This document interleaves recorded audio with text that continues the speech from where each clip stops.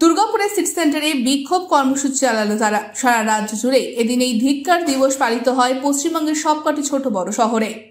আন্দোলনকারীরা জানান যোগ্য শিক্ষকদের ন্যায্য চাকরি ফিরিয়ে দিতে হবে। সেই সঙ্গে গতকাল যে বর্বরোচিত আক্রমণ হয়েছে যোগ্য শিক্ষকদের ওপর, তাদের চিকিৎসার ব্যবস্থা করতে হবে। অন্যদিকে যে সমস্ত নেতা মন্ত্রীরাই দুর্নীতির সঙ্গে জড়িয়ে রয়েছে তাদের আইন অনুযায়ী কঠোর ব্যবস্থা গ্রহণ করতে হবে। শিক্ষকদের চাকরি চলে যাওয়ার ফলে স্কুলগুলিতে পঠন পাঠন বন্ধ হয়েছে, শিক্ষা ব্যবস্থা লাটে উঠেছে।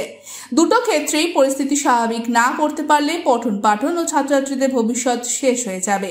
আমরা আজকে এসইউসিআই দলের পক্ষ থেকে সারা রাজ্য জুড়ে প্রতিবাদ দিবসের ডাক দিয়েছি। আপনারা দেখেছেন গতকাল বিকাশ ভবনে যেভাবে যোগ্য শিক্ষক এবং শিক্ষক কর্মীরা তারা সারা দিন ধরে অবস্থান বিক্ষোভ চালাচ্ছিল, তার উপর রাত্রিবেলা অতর্কিতে পুলিশ আক্রমণ চালায় এবং যোগ্য শিক্ষক এবং শিক্ষাকর্মীদের ওপর ব্যাপকভাবে আক্রমণ চালিয়ে প্রচুর শিক্ষককে আহত করেছে।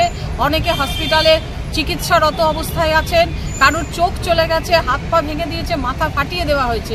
এই ন্যাক্কারজনক ঘটনার প্রতিবাদে আজকে আমরা শিক্ষক সমাজের পাশে আছি এবং আমরা মনে করি যোগ্য শিক্ষকদের সসম্মানে তাদের স্কুলে ফিরিয়ে দিতে হবে এবং আজকে যে শিক্ষা ব্যবস্থা নিয়ে যে নৈরাজ্য চলছে সেই নৈরাজ্য দূর করতে হবে। শিক্ষা আপনারা জানেন 8,848 স্কুল ইতিমধ্যেই সরকার বন্ধ করে দিয়েছে শুধু ছাত্র এবং শিক্ষকের অভাবে। তাহলে এই সরকারি শিক্ষা ব্যবস্থাকে যাতে সুষ্ঠুভাবে চালানো যায় তাই যোগ্য শিক্ষকদের সসম্মানে ফিরিয়ে আনতে হবে। আমরা এই দাবিতে এবং এই ন্যাক্কারজনক ঘটনায় আক্রান্ত যারা হয়েছেন তাদের প্রকৃত চিকিৎসা এবং দোষী পুলিশ অফিসারদের দৃষ্টান্তমূলক শাস্তি, নেতারা মন্ত্রীরা যারা দুর্নীতির সঙ্গে যুক্ত তাদের যাতে অবিলম্বে গ্রেপ্তার করে তাদের শাস্তি দেওয়া হয়, এই দাবিতে আজকে আমরা প্রতিবাদ দিবস করছি। Bureau report, ANM news.